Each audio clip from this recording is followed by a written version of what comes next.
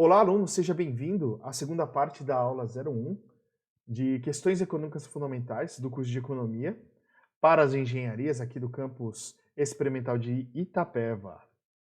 Vamos discutir algumas questões hoje, gente, dando continuidade ao que nós vimos na primeira aula sobre alguns princípios que norteiam a tomada de decisão pelas pessoas.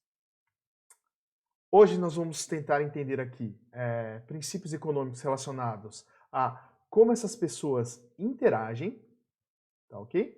E entender princípios de funcionamento da economia. Então, ao todo, nós vamos ver esses 10 princípios. Os 4 primeiros princípios eram relacionados a como as pessoas como as pessoas tomam decisões, e agora nós vamos ver como elas interagem e como funciona o mercado. Então vamos lá. Princípios de como as pessoas interagem. O princípio 5 fala o seguinte: o comércio pode ser bom para todos. Pense aqui, eu trouxe um exemplo do market share das principais produtoras de smartphones.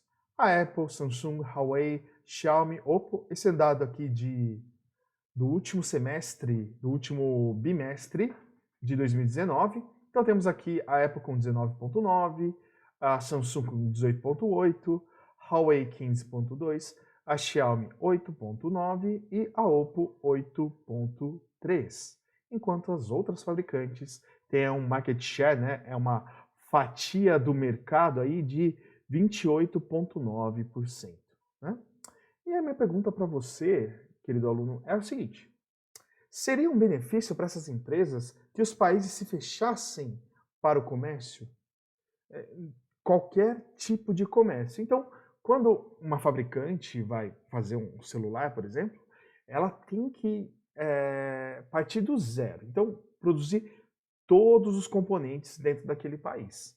Né? E nós sabemos que hoje, num planeta globalizado, nós vimos lá com a paralisação das atividades econômicas na China, né? Nós tivemos um impacto econômico na produção de vários segmentos. Por quê? A área que parou, né, a região mais afetada, a primeira região da China afetada, era onde a gente concentrava muita produção industrial. Então, teve um impacto em vários outros setores. Então, é benéfico, gente, a gente se isolar num país, se isolar para o comércio com outras sociedades, com outros países, ou mesmo com outras famílias? Vamos pensar um pouquinho nesse exemplo de outra forma. Por exemplo, pense na família, na sua família.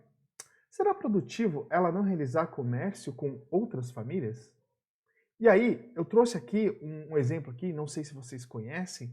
Na Discovery, nós temos um reality show, né, do Alaskan Bush People, que é, se não me engano, em português é A Grande Família do Alasca, alguma coisa assim, em que eles vão para o Alasca. O Alasca é uma região muito pouco popularizada não, pouco ocupada, né?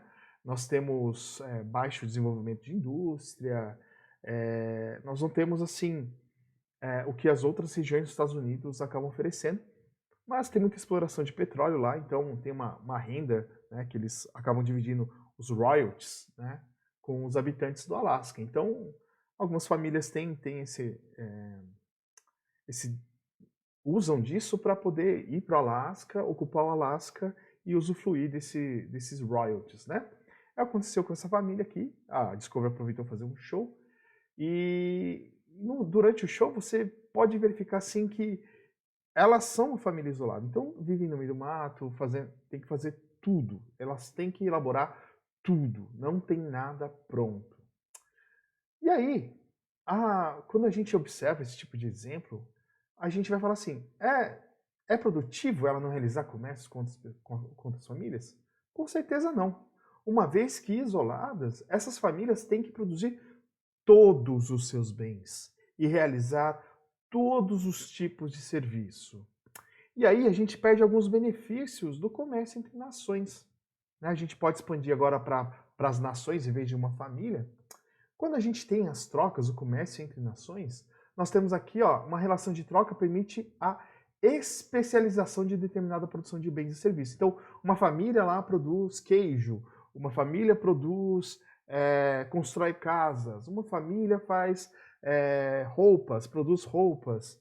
E acaba que fazendo um tipo de serviço, um tipo de trabalho, as famílias têm uma especialização, né? Realizam uma especialização, elas ganham uma especialização. E o que essa especialização traz de tão importante para a sociedade? Nós temos um aumento da eficiência na utilização dos recursos escassos. Lembra que eficiência é um conceito ligado aqui à capacidade que nós temos de otimizar o uso dos recursos escassos. Então, uma família especializada, uma nação especializada em determinado bem ou serviço, ela vai fazer de uma maneira mais rápida, mais eficiente, otimizando a utilização de recursos escassos aí, reduzindo o consumo de matéria-prima para ter a mesma quantidade de bens ou serviços, né? Também nos permite aqui, ó, um acesso a uma maior variedade de bens e serviços. Então, dentro do princípio 5, nós conseguimos ver aqui bem os benefícios quando nós fazemos o comércio entre nações, entre famílias. Temos aqui o princípio 6, né? Os mercados são geralmente uma boa maneira de organizar a atividade econômica. Então, aqui nós temos duas formas principais de organização econômica. A economia de mercado, ou também descentralizada, né? Onde nós temos milhões de famílias e empresas tomando as decisões. Um exemplo que nós temos são os mercados atuais, são os comércios entre os países. A maioria dos países tem essa economia de mercado. E nós temos aqui um outro exemplo que é a economia planificada, né? Ou economia centralizada, onde nós tínhamos um agente central que tomava as decisões relacionadas a preço, relacionadas a consumo. Então, ele delimitava aquela quantidade de produtos ou serviços, de bens e serviços, para cada família, para cada organização, né? São alguns exemplos aí que nós temos da União Russa Socialista Soviética, né? Da União Soviética, lá nos primórdios, anos 80, anos 70, 80. Temos aqui também um exemplo da Coreia do Norte, que são esses países com economia aqui planificada. Muito bem. Nós não vamos discutir muito a economia planificada, porque ao longo da história nós vimos que surgem inúmeras dificuldades quando nós temos apenas um planejador central. As pessoas acabam se corrompendo, a gente tem uma série de problemas de incentivo a atividades mais complexas se você acaba recebendo o mesmo benefício de todos. Então, tem muitos empecilhos relacionados à estratégia centralizada de planejamento, né? Vamos falar da economia de mercado, né? Onde, em vez da gente ter aquele papel centralizado em um agente, nós temos aí milhões de famílias e empresas tomando decisões. Como? Por exemplo, quem contratar e o que produzir, né? No caso das empresas, em que empresa trabalhar e o que comprar com os rendimentos, no caso das famílias. Esse daqui é um esqueminha da economia de mercado. Então nós temos aqui, ó, mercados de bens e serviços e mercados de fatores de produção. Bom, bens e serviços são os mercados que nós estamos acostumados, que vendem bens, né, produtos, geladeira, fogão, tarará, e serviços. Por exemplo, aqui estou mostrando aqui o cabeleira grande, cabeleireiro, manutenção automobilística, como um todo, né? Serviços gerais. E o mercado de fatores de produção. O que é o mercado de fatores de produção? É o mercado de trabalho. Então, as famílias acabam vendendo o seu tempo, a sua força de trabalho às empresas, para que as empresas possam produzir bens e serviços e atender novamente as famílias. Então a gente tem aqui, ó, um fluxo monetário. No mercado de bens, nós temos as famílias gastando aqui no mercado de bens para consumir bens e serviços, né? E o dinheiro aqui entrando para as empresas, ok? E aí, as empresas, por sua vez, vão lá, tem que alugar um galpão, tem que contratar máquinas, né? Tem que ir atrás de maquinário, tem que ir atrás da força de trabalho e vão buscar lá no mercado de fatores, né? De produção, onde as famílias acabam atendendo essas necessidades aqui. Tá ok? Muito bem. E aí o fluxo, as famílias entram aqui com a força de trabalho e as empresas entram com a questão dos bens e serviços. Nós vamos ver mais detalhadamente nas próximas aulas como que é essa economia de mercado. Bom, é dessa forma que empresas e famílias interagem no mercado. Empresas e famílias quem contratar e o que produzir, e as famílias escolhendo em que empresas vão trabalhar e o que comprar com os rendimentos, né? Uma coisa interessante aqui é que os preços e interesses próprios são são os guias das decisões das empresas e das famílias. Então, preço é algo muito importante que acaba movimentando esse mercado. Tá? Um breve resumo aqui, né? Uma conceituação. Uma economia de mercado é uma economia que aloca recursos por meio das decisões descentralizadas de muitas empresas e famílias quando estas interagem nos mercados de bens e serviços. Né?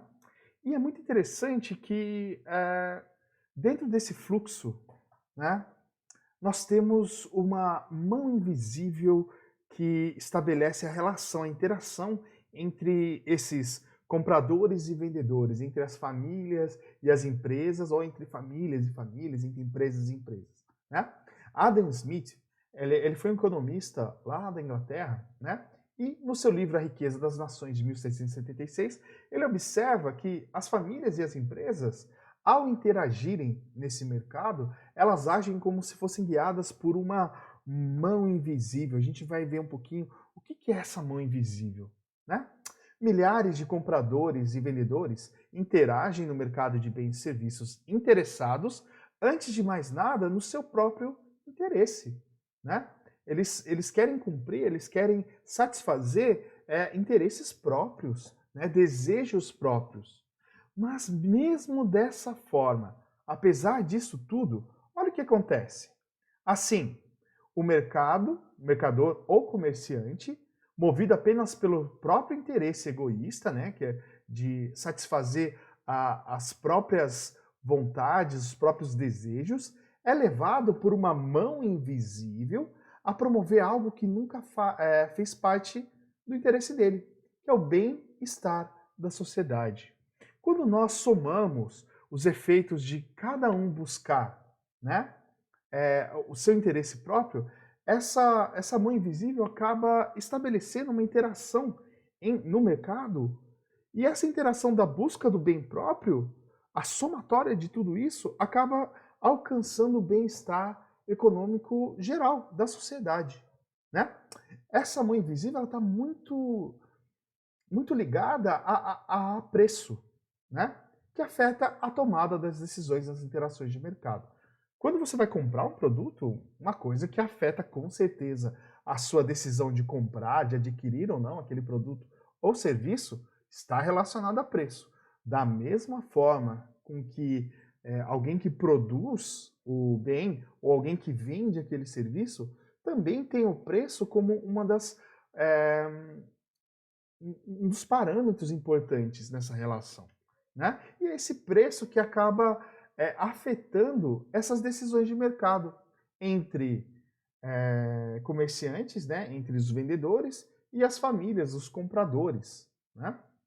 Quando o governo, por exemplo, impõe impostos e outras políticas de intervenção, como por exemplo congelamento de preços, nós podemos aqui distorcer os preços desse mercado que age livremente, né? Através dessa mão invisível. Então a gente acaba tendo um efeito nessa mão invisível aqui, ok? Então o governo consegue, de certa maneira, afetar, porque se ele afeta o preço, né? Ele vai acabar afetando essa mão invisível que direciona a tomada de decisão, né, no mercado, né, nas interações do mercado. Então, esse conceito da mão invisível é algo muito importante de vocês saberem, conhecerem. Tá bom? Muito bom. Princípio 7. Às vezes, os governos podem melhorar os resultados dos mercados. Como assim? Os mercados, eles deveriam trabalhar de forma livre, sem influência do governo? Uma pergunta para vocês. Será que, poxa vida, a gente acabou de ver que através de impostos e outras intervenções, a gente tem muito exemplo na Venezuela, né, do congelamento do preço de alguns itens básicos, o racionamento, né, mas num sistema econômico um pouquinho fora do comum, né, fora do livre mercado, onde o Estado acaba tendo uma influência muito grande nessas inter-relações entre compradores e vendedores. Né? Será que é ideal o governo interagir, né? Ou ele deve deixar esse mercado livre aí, que essa mão invisível realmente domine as interações, impere as interações entre compradores e vendedores? Né?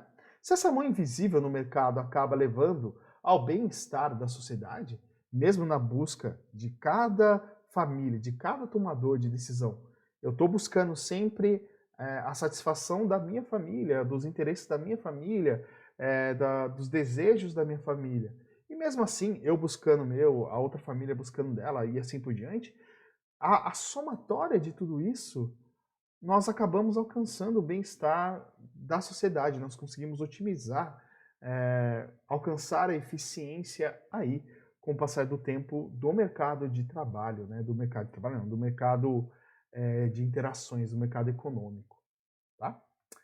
Mas qual que é, então, a importância da atuação do governo? Se essa mão impera, essa mão invisível impera essas interações, por que o governo vai agir, vai atuar?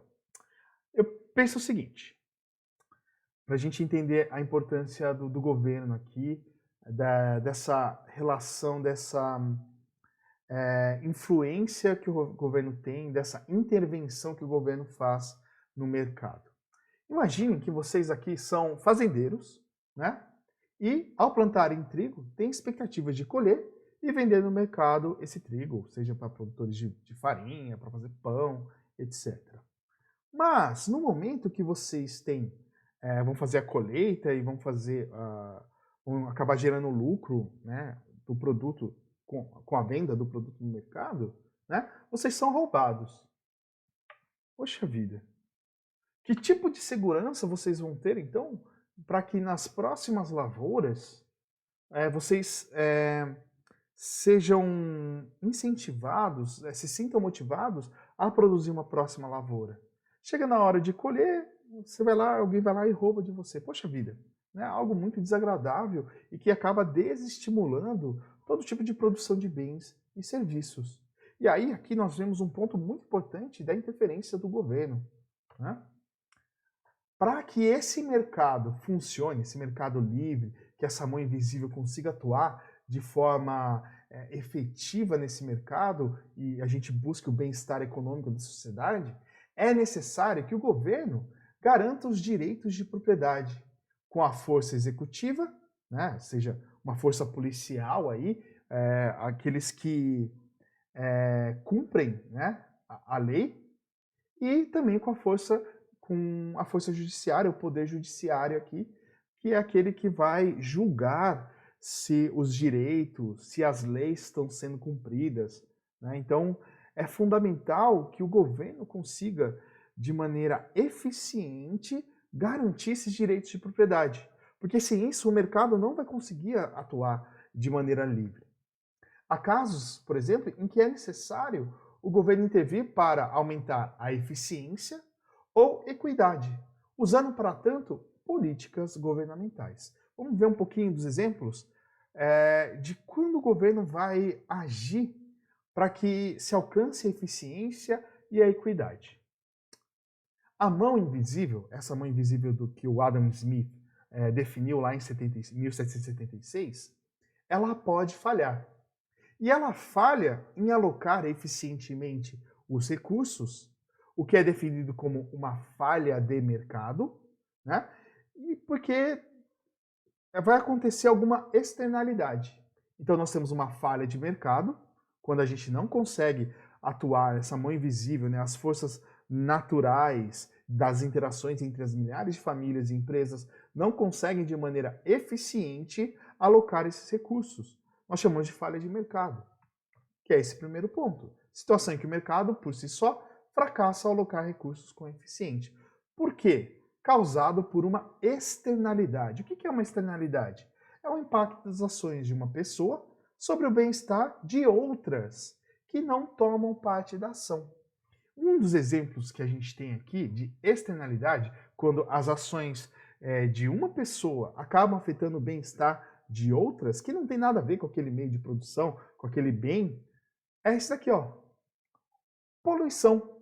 Olha a poluição. Né? Quando nós fazemos a poluição, nós acabamos afetando a sociedade como um todo, né? Afetando o bem-estar da sociedade, o que acaba alterando aí, né? Influenciando nessa mão invisível, nesse equilíbrio do mercado, da gente buscar de maneira eficiente aproveitar os recursos do mercado, os recursos escassos que nós temos disponíveis. Bom, as falhas de mercado também podem ser causadas não só por externalidades, mas também pelo poder de mercado. O que é esse poder de mercado aqui, ó? O poder de mercado é quando é a capacidade de uma pessoa ou um pequeno grupo de pessoas influenciar significativamente os preços do mercado. Para aqueles mais novos que nunca assistiram Chapolin, esse aqui é um episódio muito legal que nós temos o Tripa Seca, não é o Tripa Seca, é o Racha-Cuca, é o bandido aqui, né? E ele tá numa vila e ele assumiu o controle do poço, do único poço de água da aldeia, né? Do vilarejo. E aí as pessoas, ele impôs o pagamento de $5 ou um saco de alfafa aqui, para que as pessoas possam retirar a água do poço. Esse aqui é um exemplo do poder de mercado, quando uma pessoa, né? Por exemplo, se a gente tem uma situação, parece bobo, mas uma situação parecida com essa, em que nós temos uma pessoa que tem essa distribuição de água, controla essa distribuição de água, né? E nós estamos no meio de um lugar que só ela tem esse recurso. Ela vai conseguir impor às outras pessoas, né, o valor que ela quiser para o bem que ela está vendendo ou aquele serviço que ela está prestando. Por quê? Porque ela é a única que está ali oferecendo aquele produto. E aqui, nesse caso, é um bem extremamente essencial para a vida, que é a tal da água. Bom, eu trouxe o exemplo do Chapolin, mas vamos pegar uma situação real aqui, né? Trouxe aqui um artigo, né, uma reportagem da BBC Brasil, aqui do dia 20 de abril de 2020. Estamos aí com o corona atacando o mundo, né, toda a parte de isolamento social e tal. O que aconteceu com o petróleo nessa época aqui? Por que o preço do petróleo americano caiu abaixo de zero e como isso afeta o mundo? Como assim, professor? O petróleo caiu abaixo de zero, o valor do petróleo ficou negativo? Ficou negativo. Ou seja, as pessoas estavam pagando para você ter o petróleo na mão. Então, você imagina lá, você vai comprar um doce, né? Ah, eu quero um chiclete, me dê um chiclete. Ah, tá aqui o seu chiclete mais tantos centavos, mais 10 centavos. Você está ganhando o produto e o cara que está te vendendo, ele está te pagando para levar o produto. Ué, como assim? O que aconteceu para a gente chegar nesse tipo de situação? Bom, os mercados globais testemunharam um evento sem precedentes na história. O preço do barril de petróleo cru americano caiu para menos $37,63 nessa segunda, dia 20/4.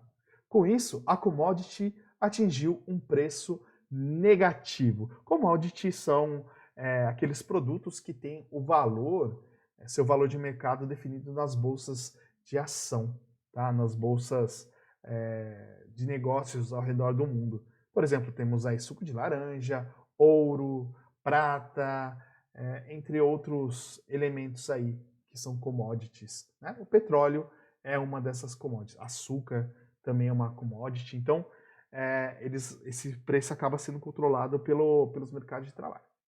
Bom, por que aconteceu isso? Ou seja, os vendedores estavam dispostos a pagar R$ 37,63 para que os clientes que quisessem fechar contratos de compra de petróleo para maio para aliviar os seus estoques. Há um ano, o preço desse mesmo barril era de $66. Ou seja, a pessoa ia comprar o petróleo, fechava lá os contratos, pagava $66 por barril. Né? Para fechar aqui em maio, as pessoas ganhavam $37 por barril que elas comprassem. E a explicação disso é razoavelmente simples, né? Com a paralisação forçada da economia mundial, devido ao espalhamento do Covid, né? Para tentar conter a pandemia do coronavírus, a demanda por derivados de petróleo caiu drasticamente. A gente não tem mais transporte, a gente não tem mais as pessoas saindo de casa. Então, acabou o quê? O petróleo ficando mais... A demanda por gasolina, por combustível e por produtos derivados do petróleo caiu, né? As refinarias, por sua vez, reduziram a compra do óleo cru para transformar em combustíveis e os estoques de petróleo aumentaram a ponto de os produtores americanos não terem mais onde estocar sua produção a partir de maio. Nós temos um custo de você extrair esse petróleo lá nos Estados Unidos e estocar esse petróleo. Né? Esse custo estava mais caro do que o valor do barril do petróleo. Por isso que o barril ficou com um valor negativo. Deu para entender, galera? Por que tudo isso aconteceu? E começou lá em março, né? Essa instabilidade aí do preço do petróleo começou com um choque, né, nos mercados globais por causa da pandemia, né? E lá no começo de março. Naquele momento, com a desaceleração das produções ao redor do mundo, a Arábia Saudita, que é extremamente dependente da venda desse petróleo, né, propôs aos produtores da OPEP, né, que é aquela organização dos países exportadores de petróleo, então aquele pequeno grupo que controla a produção de petróleo no mundo, né, lembra da questão da externalidade e do poder de mercado? Nós temos aqui um grande exemplo de poder de mercado, onde pequenos grupos, né, somente alguns países dominam a produção de petróleo. E a Rússia, né, a Arábia Saudita propôs para a OPEP e para a Rússia, que não faz parte do consórcio, que combinasse uma redução conjunta da sua produção para tentar conter a queda abrupta do preço da commodity. Por quê? Se nós temos uma produção em massa, né, uma produção, e a gente não está tendo consumo daquele item, a gente tem uma oferta muito grande no mercado. Quando a oferta está muito grande, eu posso escolher de quem que eu vou comprar. E nessa escolha, eu acabo escolhendo aqueles que me vendem com valor menor. E como há muito petróleo, havia muito petróleo no mercado, eu acabava, esse valor de petróleo, do barril do petróleo, acabava sendo derrubado. Então os preços do petróleo, pela grande oferta, né, baixa demanda e grande oferta de petróleo, começaram a despencar. O que a OPEP, a Arábia Saudita, queria? Bom, vamos parar então de extrair petróleo. Vai fazer com que a oferta baixe e a demanda continua sendo a mesma lá, né? Mas a oferta baixando, os preços acabam ou se mantendo ou acabam subindo. Não se preocupem que nas próximas aulas a gente vai estudar através de gráficos, a gente vai entender essa relação entre oferta e demanda, tá? Isso aqui é só um exemplo para a gente entender o que acontece com o mercado real, né?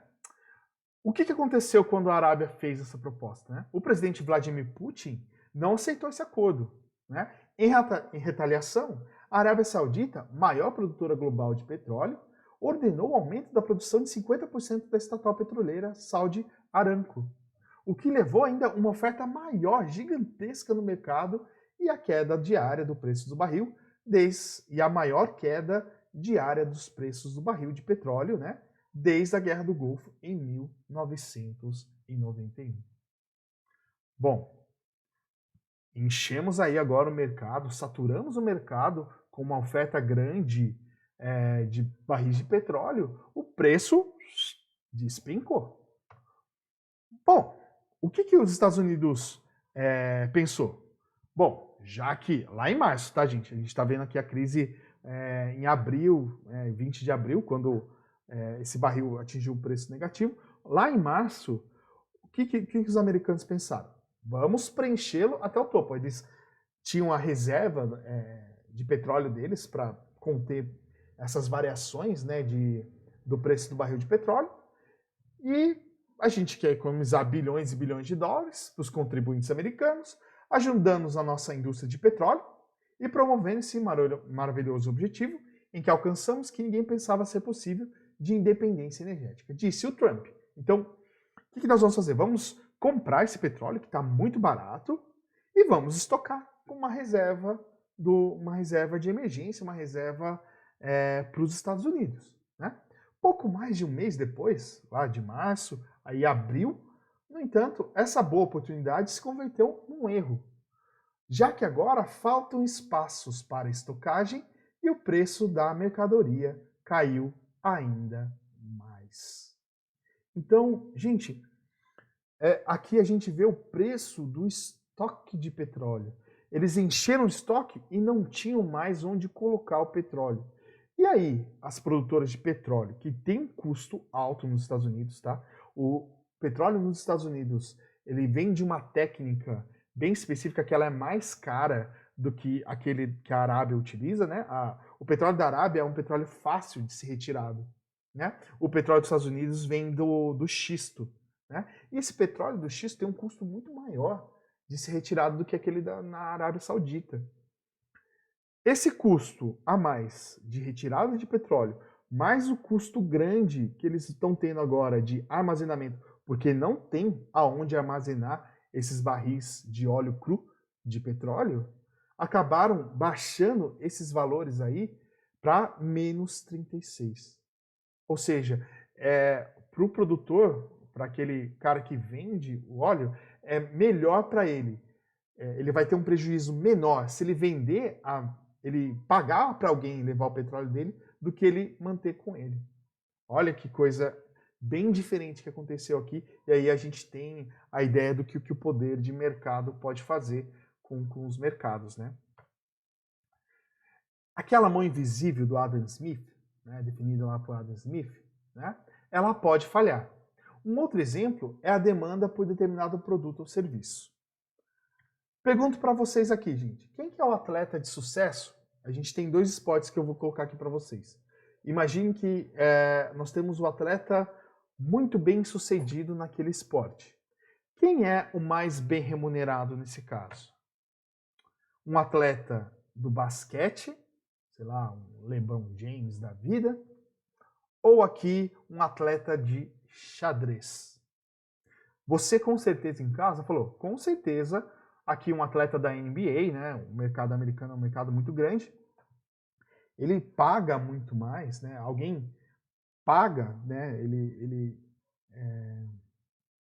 está disposto a pagar muito mais em uma partida para ver uma partida de basquete do que ver uma partida de xadrez.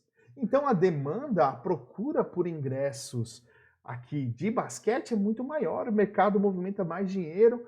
E aí a gente vê uma diferença aqui, ó. Por quê? Por causa das preferências.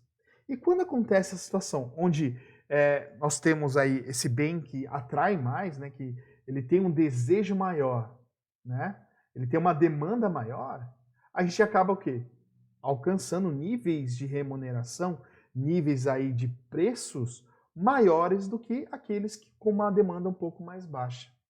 E aqui que a mão invisível pode falhar aí na boa distribuição de maneira eficiente dos recursos, nesse caso aqui, money, money, money.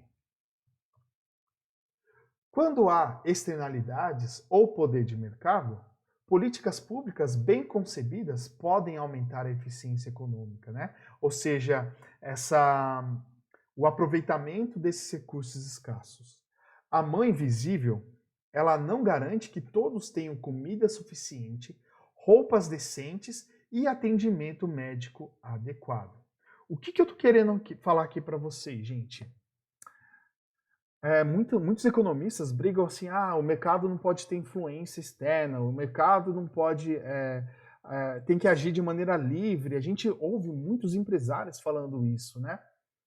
Só que essa mão invisível que controla esse mercado, controla essas relações, esses preços, né? Ela falha em alguns pontos, né? Ela não consegue dar a todos, né?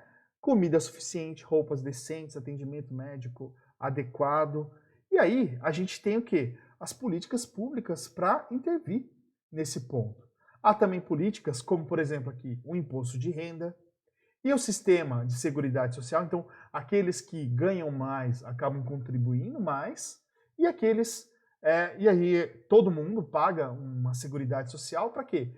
Para nos momentos de desemprego, no momento que você sofre um acidente, você tem um amparo, né? Para passar aquela fase, para passar aquele momento, né?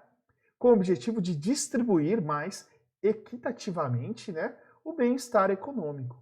E aí coloquei aqui para vocês, né, os objetivos de desenvolvimento sustentável, né, que nós temos aí da ONU, né? Então, erradicar a pobreza, fome zero e agricultura sustentável, saúde e bem-estar a todos, educação de qualidade, igualdade de gêneros, água potável e saneamento, energia limpa e acessível, trabalho decente e crescimento econômico.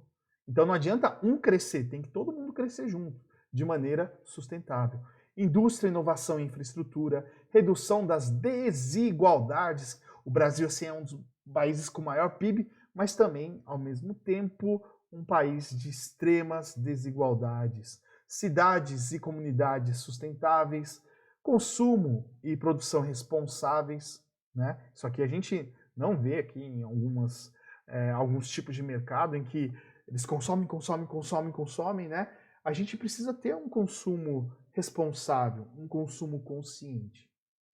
Ação contra a mudança global do clima, vida na água, vida terrestre, paz, justiça e instituições eficazes, e aí parcerias e meios de implementação são os objetivos de desenvolvimento sustentável da ONU. Né? Trouxe aqui, gente, por exemplo, os Estados Unidos, que é uma grande potência, é uma das grandes economias do mundo, eu trouxe uma reflexão para vocês. Esse daqui é uma reportagem aqui de 5 de março de 2020, né, da BBC também, e fala assim, a ameaça do coronavírus nos Estados Unidos, onde milhões não têm licença médica nem saúde pública. Quando você aqui no Brasil fica doente, o que você faz? Você vai lá no hospital, você é atendido pelo SUS, que é o Sistema Único de Saúde, né? Muito inspirado num sistema de saúde britânico. Né? O nosso sistema de saúde ele é inspirado no sistema de saúde britânico, mas nos Estados Unidos não tem isso. Não existe SUS. Então, se você precisa de atendimento de saúde, você vai ter que pagar. Né? Os atendimentos são privados. O que acontece aqui, gente? Olha, sem benefícios. Entre os países ricos, os Estados Unidos se destacam por serem um dos únicos que não oferecem a seus trabalhadores benefícios como licença médica, férias remuneradas ou licença maternidade. Não existe isso. Você ficou doente e precisa se ausentar do trabalho, você não recebe. Você tirou férias, você não recebe. Você tem licença maternidade, né, teve filho, você não recebe pelo período que você passou fora do trabalho. Para o empresário é maravilhoso. E para o trabalhador, como que fica a situação? Né? E aí a gente lembra do trade-off que a gente falou nas primeiras aulas entre eficiência e equidade? Né? De você aproveitar, então o empresário vai tirar o máximo daquele recurso. Porém, a equidade é que quando alguém precisa se ausentar, precisa tirar férias, ele vai ter que arcar do próprio bolso para ter aquele descanso.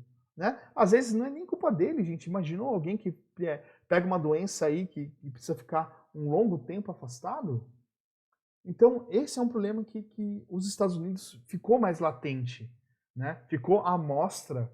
A gente tem que elogiar os Estados Unidos por muita coisa. A gente vai ver daqui a pouco Eles são o maior PIB do mundo, maior economia do mundo, mas tem esse ponto aqui que precisa ser revisto. Eu lembro que na época do Obama, o Obama estava criando um programa para aqueles americanos de baixa renda, né, que era o Obamacare, né, que era esse programa de saúde para as pessoas de baixa renda. Então, gente, ó, esses benefícios não estão previstos na lei federal e a decisão fica a cargo do empregador. O empregador pode ou não dar. O que vocês acham que acontece lá? Muitas empresas não dão esses benefícios para os seus empregados. Um estudo do Instituto de Pesquisa Center for Economic and Policy Research comparou as políticas de 22 países com altos índices de desenvolvimento econômico humano, mostrando que os Estados Unidos são o único a não oferecer licença médica. As leis do país também não protegem trabalhadores de serem demitidos, caso faltem por motivo de doença. Além do mais, você pode ser demitido se você faltou por doença, o que leva a muitos trabalhadores, por exemplo, dos fast foods, né, trabalhadores de baixa renda, a irem trabalhar doentes, com medo de perder o emprego, né? Nos últimos anos, algumas cidades e estados aprovaram leis que obrigam determinados empregadores a oferecer licença médica remunerada, mas ainda assim, o Ministério do Trabalho dos Estados Unidos afirma que 1/4 dos trabalhadores do setor privado não contam com benefício. Lembra do trade-off entre eficiência e equidade?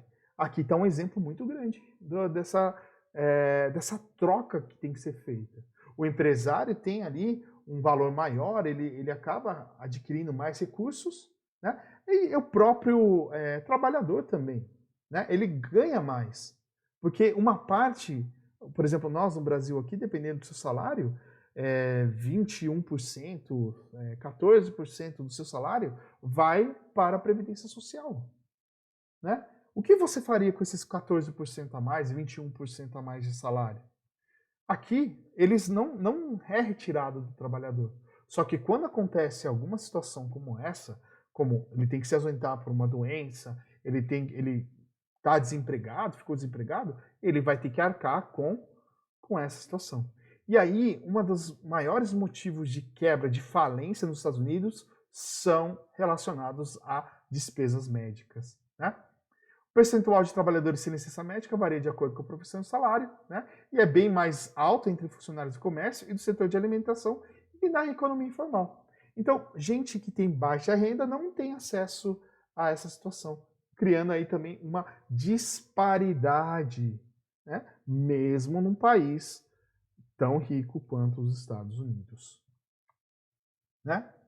E olha, mesmo esses que têm planos de saúde, muitas vezes a cobertura é limitada e exige alto percentual de copagamento. Então, você paga um plano de saúde, mas quando você tem que usufruir desse plano de saúde, você ainda tem que pagar uma parcela.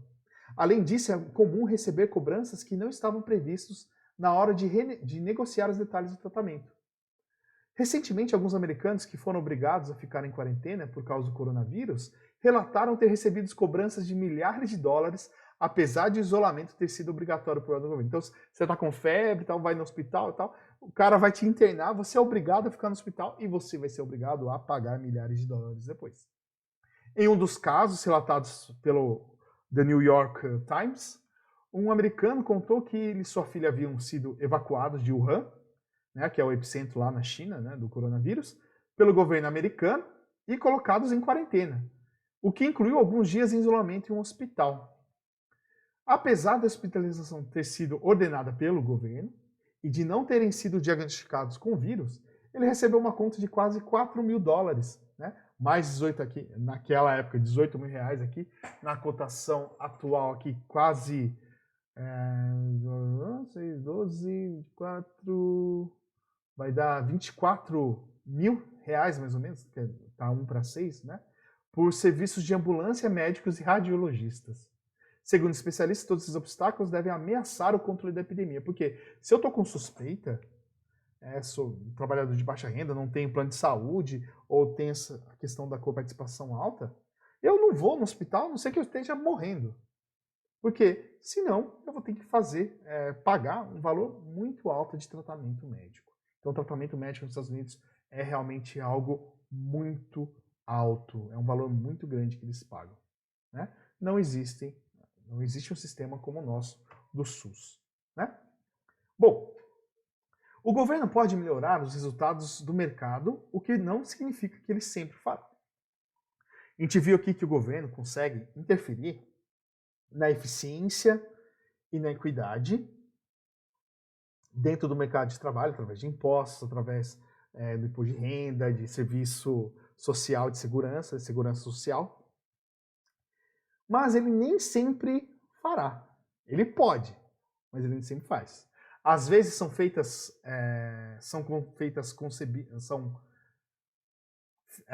essas políticas públicas são concebidas somente para recompensar os politicamente poderosos, né? Coisa que não acontece aqui no Brasil. Ou são feitas por líderes bem intencionados, mas mal informados. Então, aí a gente tem algumas falhas no estabelecimento de políticas públicas. Você que está estudando economia, aqui, ó, qual que é um dos objetivos da gente estudar economia? De entender essas interrelações, entender que se o governo impõe determinada situação, olha, vai ter essa e essa consequência. É exatamente essa. Um dos objetivos de estudar economia é ajudar as pessoas a julgar, né, quando essa política governamental ela é justificável para promover a eficiência ou equidade, né, da sociedade, e quando ela não é. Então, olha a importância da gente ter esses bate-papos, entender um pouco de economia, gente, para a gente entender, fazer uma crítica, refletir sobre o nosso governo, sobre os nossos governantes. É fundamental. Tudo bem? E aí, partindo aqui para os nossos últimos 3 princípios, que estão relacionados agora como funciona a economia. Então, aqui, ó, o princípio 8. O padrão de vida de um país depende de sua capacidade de produzir bens e serviços. Nós podemos ver aqui, né, que a produtividade de um país é o determinante principal do padrão de vida da população. E aí coloquei aqui, ó, uma tabelinha do PIB mundial, né, Estados Unidos aqui em primeiro. Eles estão ordenados aqui de acordo com 2013, tá, gente? Então, 1, 2, 3, 4, 5, 6, 7, 8, 9, 10, 11, 12, 15. Quando você vem para 2019, ó, 1, 2, 3, 4, 6, 5, 8, 10, tá vendo? Que houve uma alteração de 2013 para 2019, só que daí ele manteve aqui a ordem em 2013, tá ok? Muito bem. Gente, olha que legal. Aí a gente tem as maiores economias aqui no mundo. Apesar do Brasil estar aqui em 8º, se eu não me engano, saiu um estudo que nós caímos, nós não somos agora, não estamos entre os 10 mais ricos do mundo, tá? Se não me engano, a gente caiu para a 15ª ou 16ª posição aí no mundo. Gente, a gente tem países aqui super ricos que têm uma capacidade produtiva mais alta e que têm possibilidade de oferecer à população um padrão de vida mais alto, né? Temos algumas implicações na política pública, né?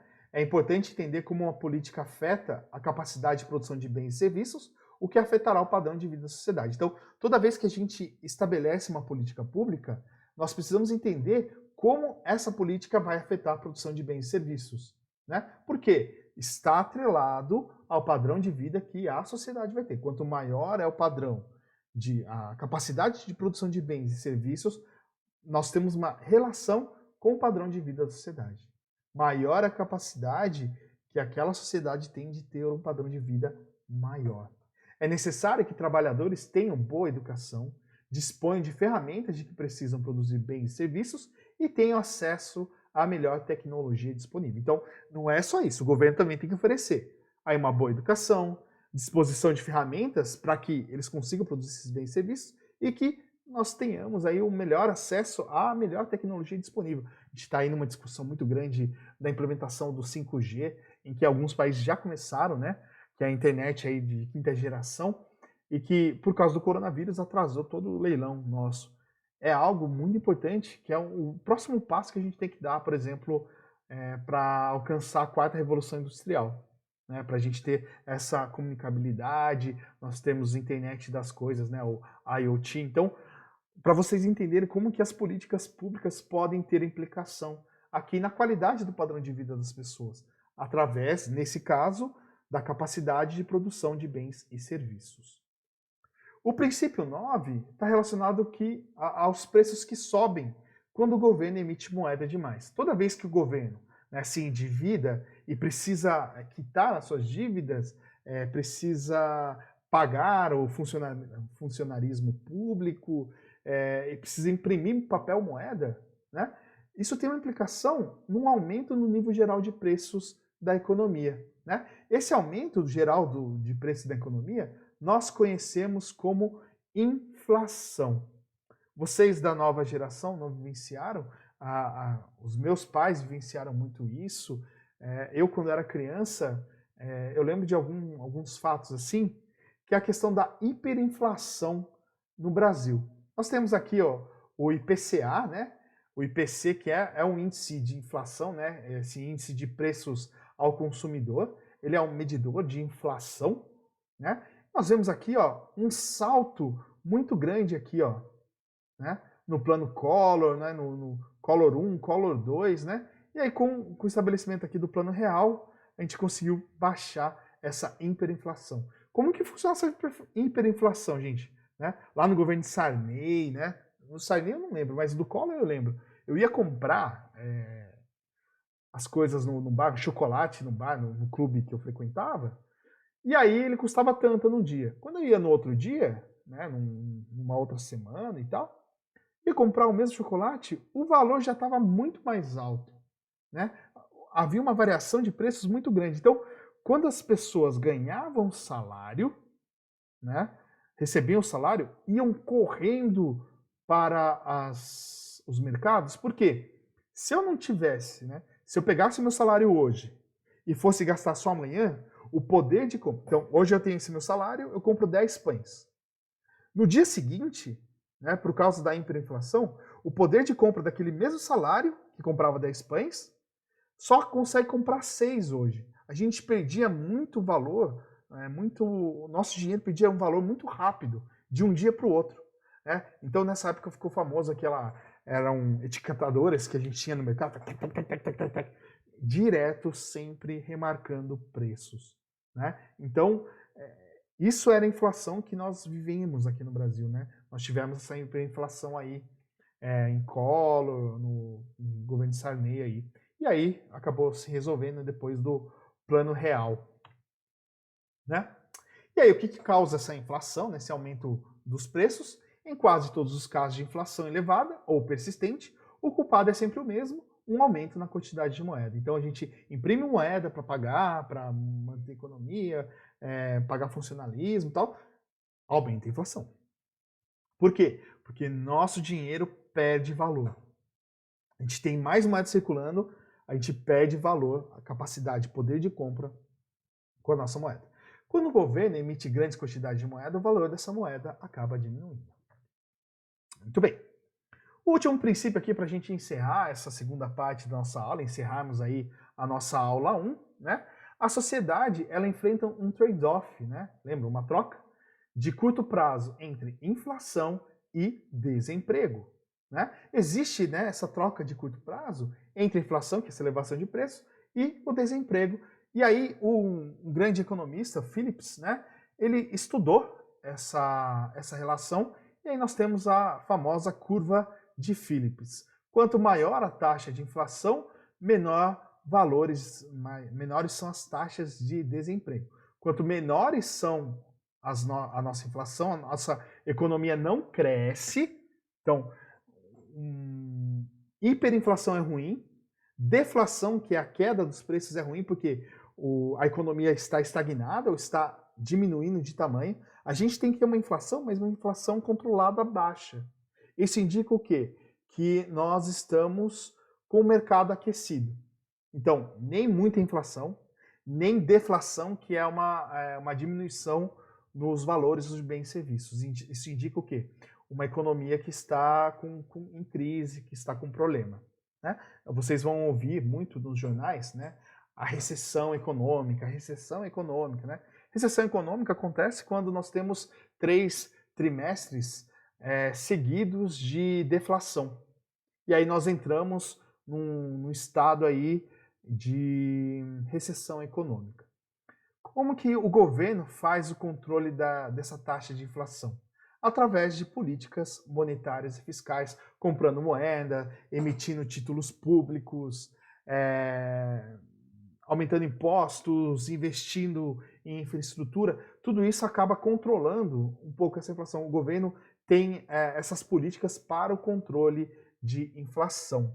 Então, só que todas essas políticas nós vamos ver nas próximas aulas. Gente, esses daqui eram os 10 princípios, né? Nós vimos aqui na aula 1, lá na parte 1, os princípios que norteiam a tomada de decisão.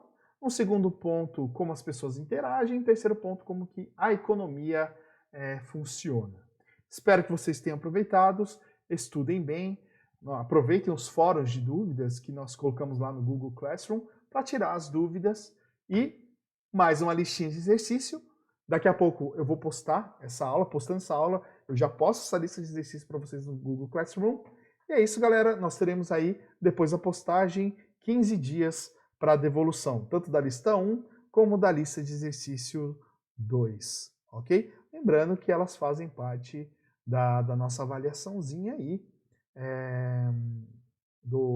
ao longo do curso, né? Entregar 70% dessas listas de exercício é obrigatório. Quem não entregar 70% está reprovado, gente. Então, tomem cuidado aí. Funciona como se fosse a frequência de vocês. Lembrando que também eles têm uma parcela de contribuição na nota final do curso de economia. Então, galera, era isso aí. Fica aqui o meu abraço para vocês, desejando aí um ótimo estudo. É isso aí, galera. Tô lá para tirar dúvidas, qualquer coisa manda e-mail ou tira as dúvidas no fórum de dúvidas do Google Classroom. Um abraço, até mais, tchau, tchau.